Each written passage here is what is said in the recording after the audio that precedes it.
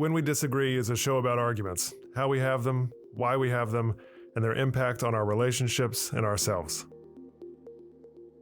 The boss has proposed a clearly flawed strategy, but nobody says a word.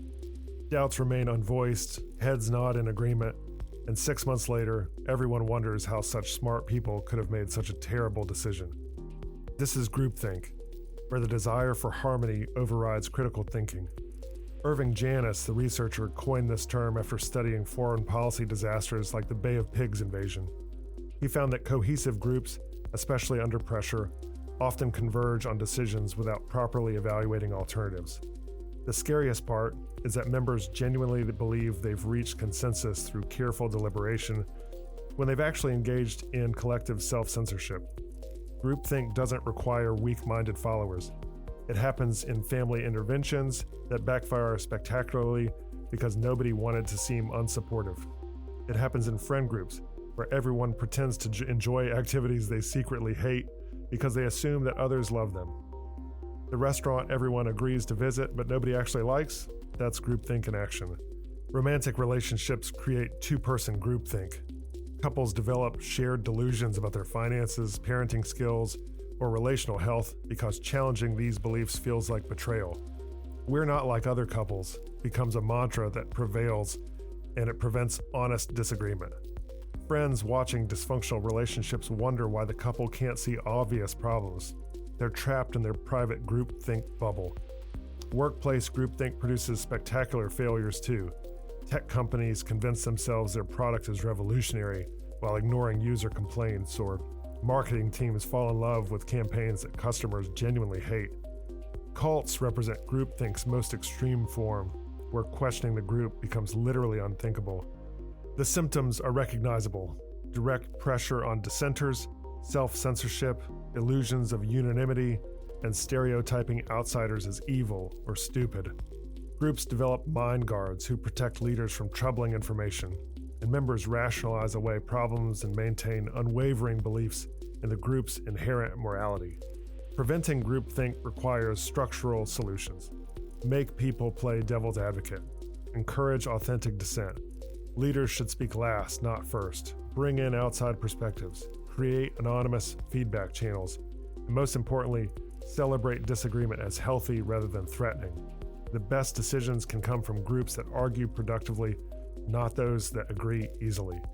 I'm Michael Lee, Professor of Communication and Director of the Civility Initiative at the College of Charleston. Our guest today on When We Disagree is Rachel Wall. Rachel is an Associate Professor of Education at the University of Virginia and the Director of the Good Life Political Project at the Karsh Institute of Democracy. Rachel, tell us an argument story. Thank you so much. So the one that comes to my mind was from interviews that I did a couple of years back. I had been watching different dialogues on college campuses between university students who disagreed with each other. And then afterward, I would interview the students who participated, and then I'd come back to them a couple years later and interview them again. And I've done this lots and lots of times, but there's one disagreement that has stayed with me in particular. And it was between a queer woman who's liberal and a conservative evangelical Christian man. And at the first dialogue, which happened now 7 years ago, I would say, they had a really difficult, heated conversation over marriage rights for people who are gay. And the gay woman left the conversation shaken, deeply upset. And I remember her saying to me in the interview afterward 2 things. She said, "I just don't understand why he wouldn't want me to be happy. And I know that I'll be thinking about this conversation for the rest of my life, and it will probably never occur to him again." And one of the things that upset her so much about the conversation is the sense that it had affected her so deeply and was just an offhanded, casual interaction to him, something that he Right. hadn't really put much thought into or didn't really care about. When I interviewed him, I learned first that this issue had far more significance to him than she or I could have ever imagined. Uh-huh. And then when I interviewed him again 3 years later, I discovered that he had never stopped thinking about the interaction, Huh. but that she would never know either of those things, even though they had sat down together to have a 2 hour dialogue. So when I interviewed him, I learned that he, in his words, had struggled with same sex attraction his entire life. He essentially is gay. Uh-huh. That he did not dismiss marriage rights out of a superficial, obedient judgment, as she had thought, but rather out of a really deeply considered idea about what is good for humans Mm-hmm. and human flourishing. And that over the years, he had continued to think about their interactions Yeah. and his regret at his inability to put into words his reasons had disappointed him. He knew that he had failed to convey to her the personal meaning of the issue, the importance to him, Uh-huh. and his reasons for his views. And so the conversation had actually stayed with him even more deeply than it had stayed with her.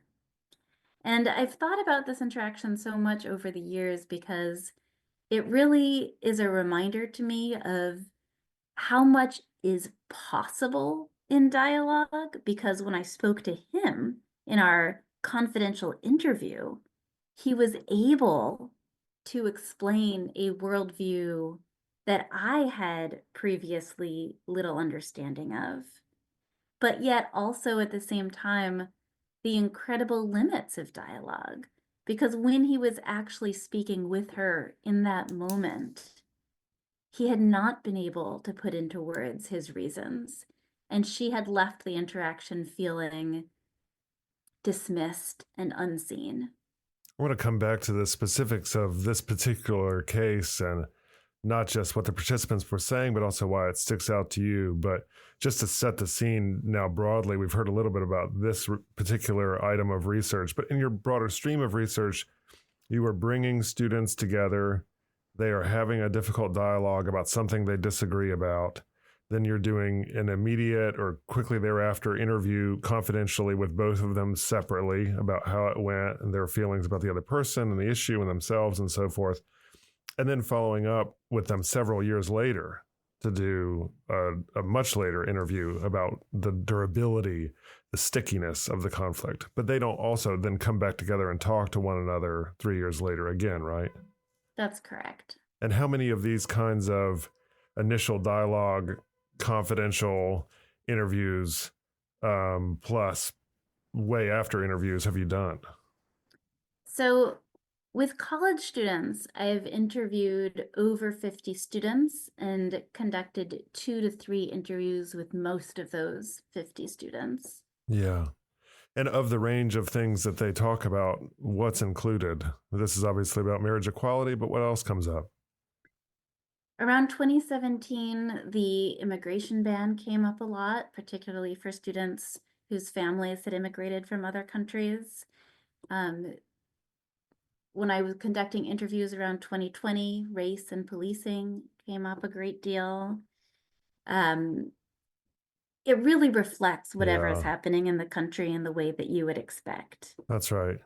And then now coming back to this one and the kind of stickiness of this particular conversation for you, you said that this one, as you look at it, really shows the potential for dialogue to create perhaps mutual understanding, but also shows its limits. Will you expand on the first part? Why do you see this as a positive case of people potentially coming together? From the outside looking in, at least as I hear you, it sounds like she might still have a pretty I don't know, uncharitable take on this. I mean, she feels like this person doesn't like her, doesn't like people like her, and so forth. But you see this somewhat positively. Talk about that.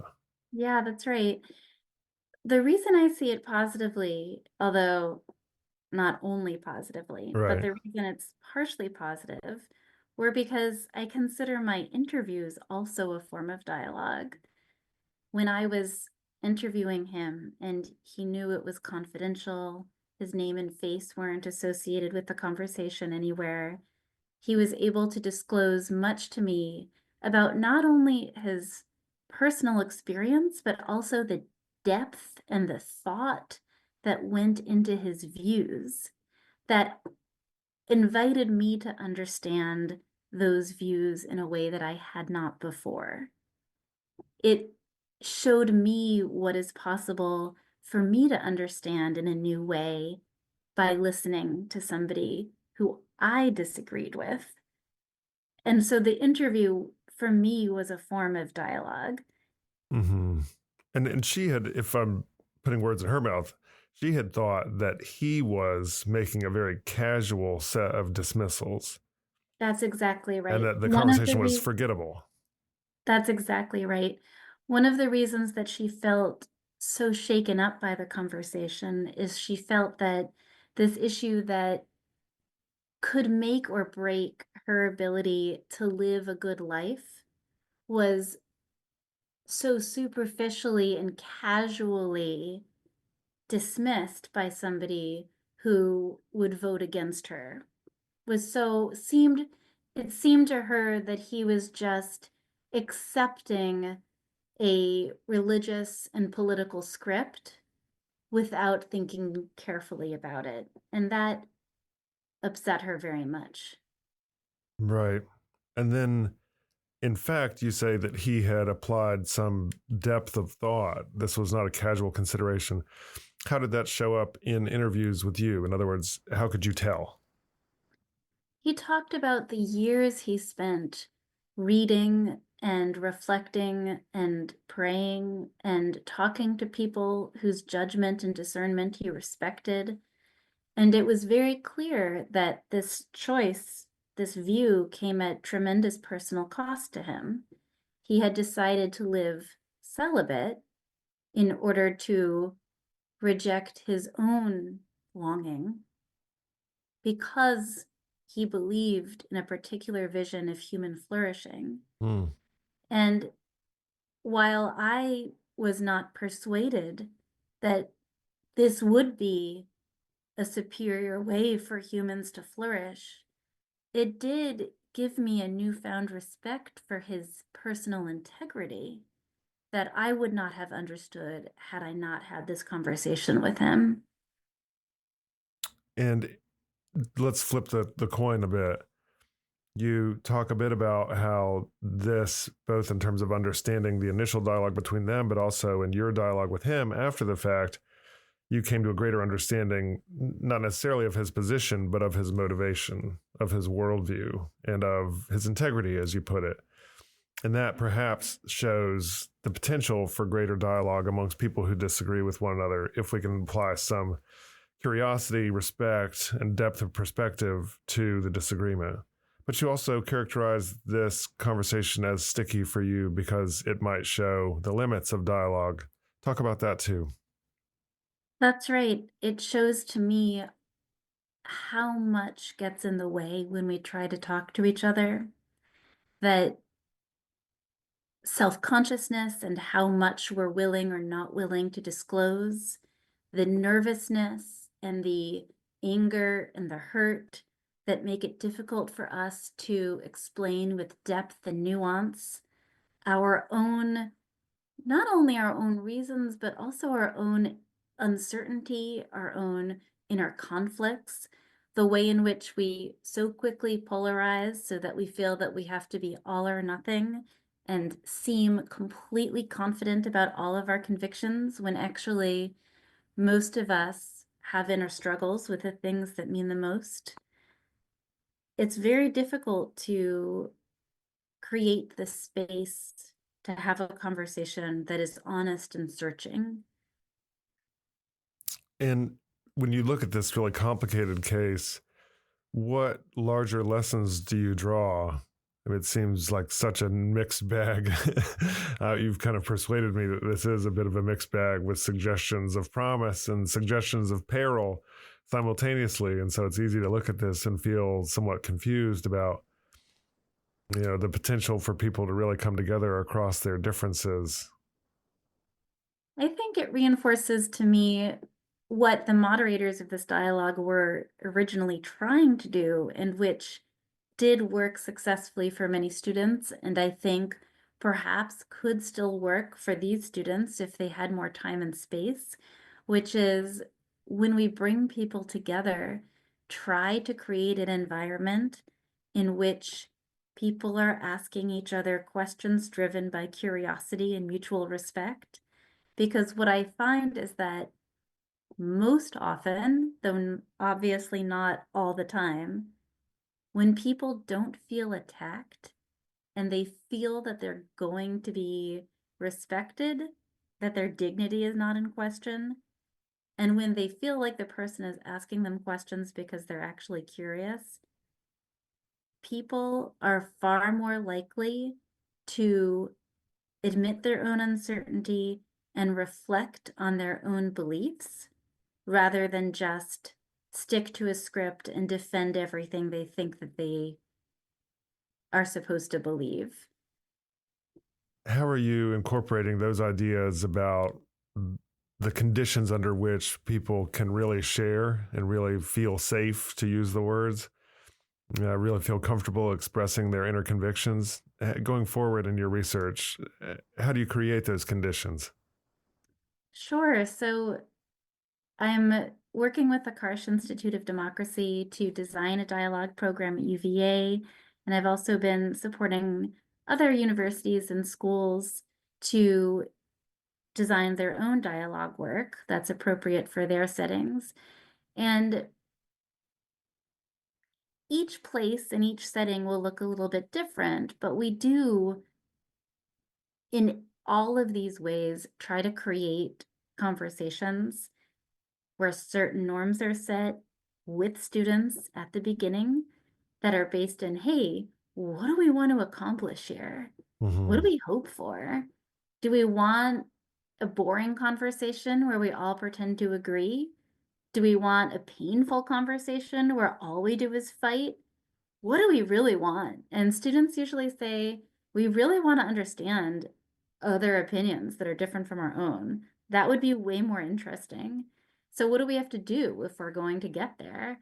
And students usually come up with, we have to ask each other questions and answer honestly and give each other the space to not feel like they're going to be attacked if they say the truth. And we come up with these norms, and then we structure conversations so that they're question-based, so that students are asked to ask each other their sincere questions and ask themselves the same questions. So you get the group of people to more or less agree to what is their goal. Like, why are we talking to each other? What do we hope to, in the best possible version of you and I talking about a disagreement? What's the outcome we hope for the most? They usually say, well, I just want to understand you better, as opposed to, I want to beat you into submission and convince you that I'm right about human flourishing, to give the first example, and then work your way back to a set of norms or practices or conversational exchange that makes the most sense to achieve the goal of collective understanding. I think everybody wants to persuade each other. I think that's human and it's good. Democracy, at the end of the day, is about persuasion. I think, though, that we don't accomplish that very well when all we're doing is telling the person they're wrong in our words and our tone. And students, when they are asked to stop and think about it, recognize that. How scalable do you think this is to a non-student, non-academic, non-university context? In other words, how can your research inspire, seep out, be modeled in discussions online around these mythical water coolers, the stereotypical Thanksgiving table argument that goes horribly wrong all the time, and so forth? I think you need a setting. And so, in order to have a setting, it's helpful to have an organization. I've had churches and synagogues contact me to give talks and workshops for divisions within churches and synagogues. So that's a really great setting for these conversations to happen. And I think they could happen in a variety of places, but you need some kind of organizational context where people are already invested and willing to show up. At the same time, there are organizations that create these settings across the country, that bring people together for a weekend to have these conversations, absent any kind of setting that lasts longer than that. And I think that's better than nothing. That works too. Rachel Wall, thank you so much for being on When We Disagree. Thank you so much. It was a pleasure. When We Disagree is recorded at the College of Charleston with creator and host Michael Lee. Recording and sound engineering by Jesse Kunz and Lance Laidlaw. Reach out to us at whenwedisagree@gmail.com.